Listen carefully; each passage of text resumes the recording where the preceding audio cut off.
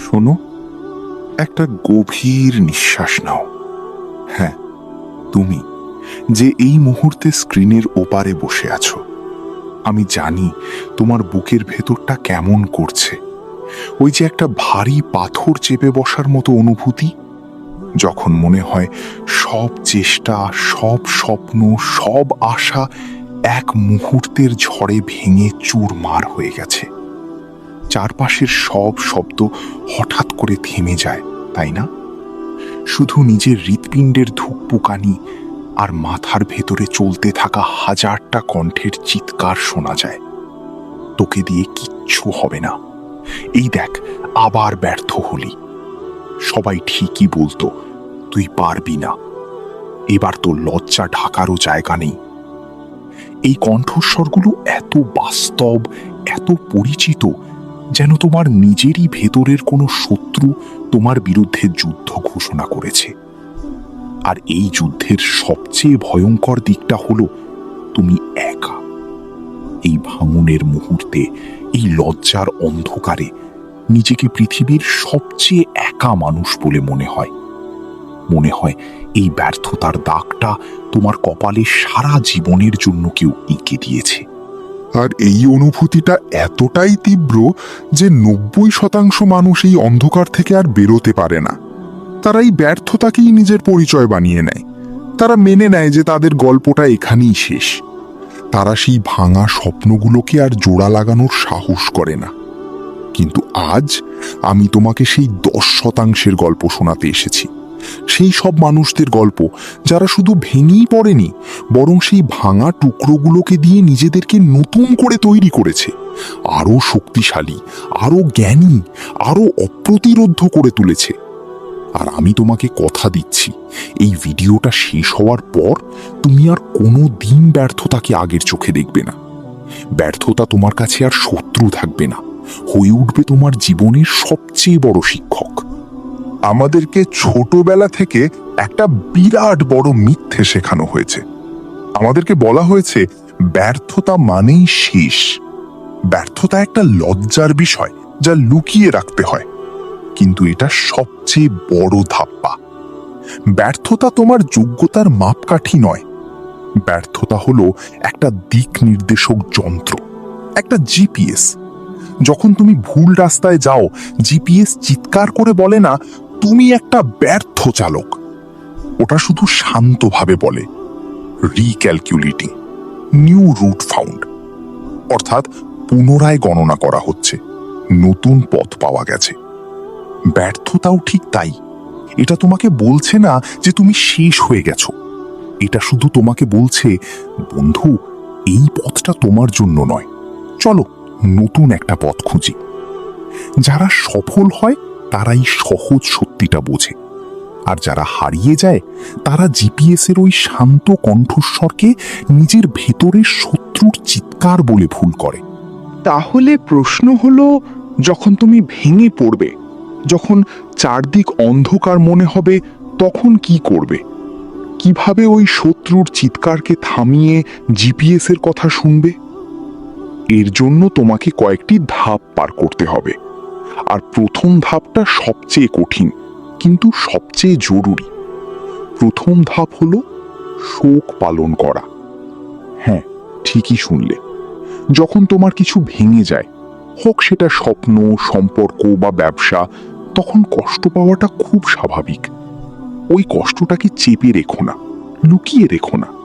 ছেলেরা কাঁদে না বা শক্ত থাকতে হবে, এই সব বস্তাপচা কথা মাথা থেকে ঝেড়ে ফেলো।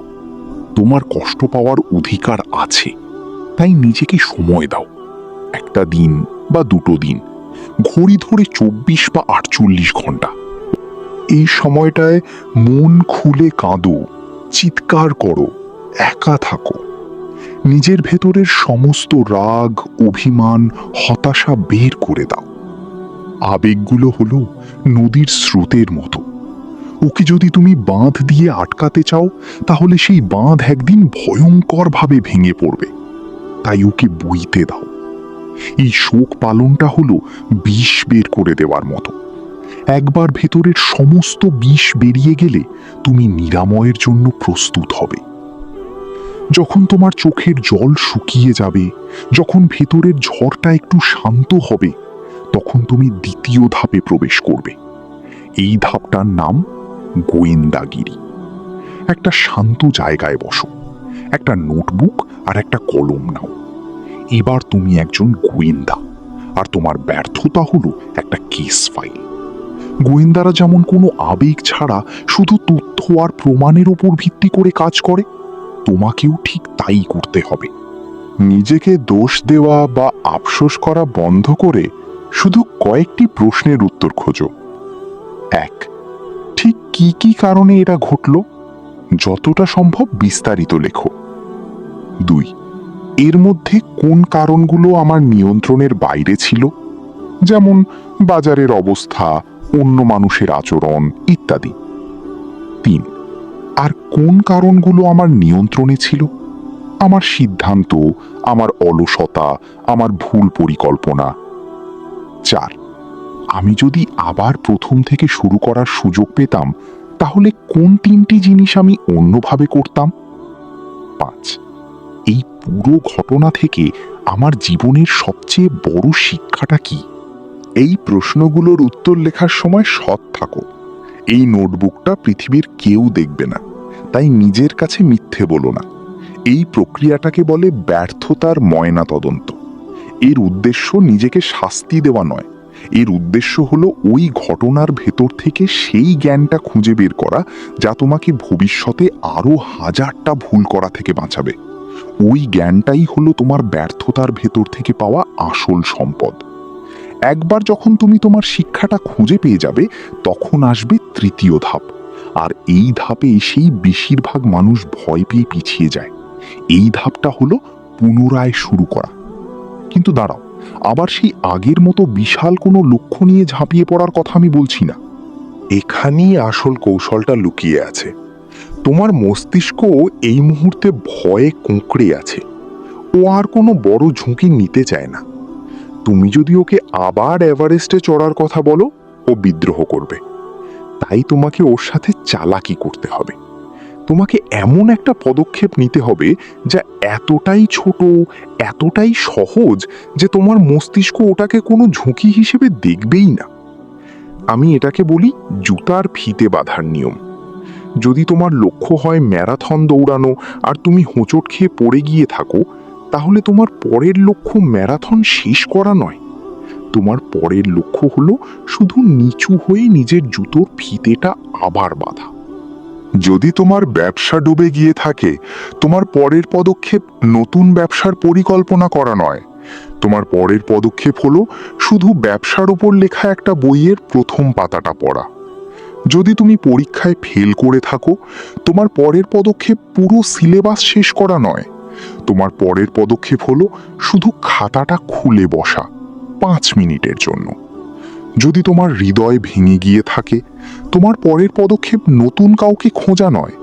তোমার পরের পদক্ষেপ হলো অনেক দিন পর নিজের জন্য এক কাপ ভালো কফি বানানো। এই ছোট, প্রায় অদৃশ্য পদক্ষেপগুলোই হলো পারমাণবিক বোমার মতো শক্তিশালী। কারণ একটা ছোট জয় তোমার মস্তিষ্কে আত্মবিশ্বাসের জন্ম দেয়। ওই আত্মবিশ্বাসটা তোমাকে পরের ছোট পদক্ষেপটা নিতে সাহায্য করে। আর এই ছোট ছোট জয়ের ধারা যখন তৈরি হয়, তখন সেটা একটা বরফের গোলার মতো গড়াতে গড়াতে একসময় বিশাল আকার ধারণ করে। এইভাবেই মোমেন্টাম তৈরি হয়।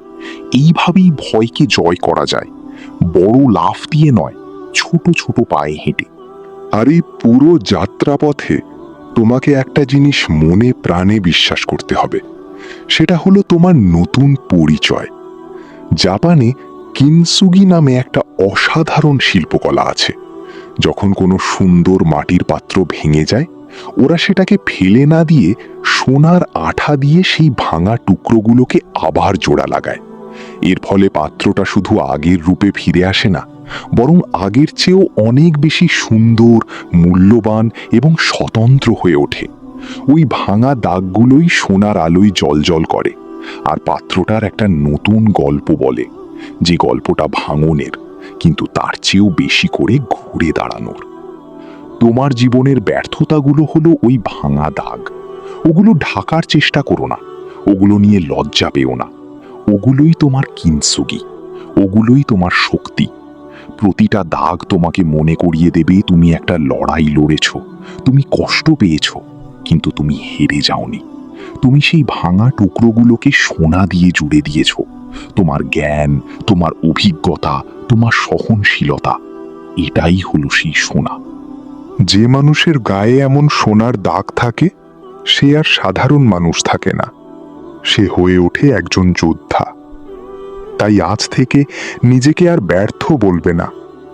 যখনই মাথার ভেতরে ওই পুরনো কণ্ঠস্বরগুলো চিৎকার করে উঠবে, তুমি শান্তভাবে নিজেকে বলবে, আমি ব্যর্থ নই, আমি একজন শিক্ষার্থী, আমি একজন যোদ্ধা, আমার এই দাগগুলোই আমার মেডেল।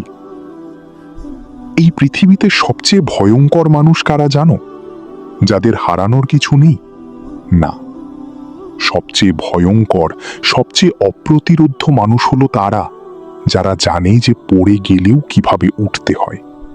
কারণ তুমি তাকে একবার ফেলতে পারবে, 10 বার ফেলতে পারবে, কিন্তু সে যদি 100 বারও উঠে দাঁড়ানোর ক্ষমতা রাখে, তাহলে তুমি কোনোদিনও তাকে হারাতে পারবে না। সে যতবার পড়বে তত বেশি শক্তি নিয়ে ফিরে আসবে। তোমার গল্পটা এখনো শেষ হয়নি বন্ধু, বরং আসল গল্পটা তো সবে শুরু হতে চলেছে। ব্যর্থতার ওই কালো পর্দাটা সরে গেছে, আর তার ওপারেই তোমার জীবনের নতুন সকাল অপেক্ষা করছে। তোমার হাতে কলম আছে আর সামনে সাদা পাতা। এখন তুমি তোমার ঘুরে দাঁড়ানোর গল্পটা লিখবে, এমন একটা গল্প যা আগামী দিনে আরো 1000টা ভাঙা মনকে জোড়া লাগার সাহস যোগাবে। যাও, তোমার জুতার ফিতেটা বাঁধো, প্রথম পদক্ষেপটা নাও। পৃথিবী তোমার জন্য অপেক্ষা করছে।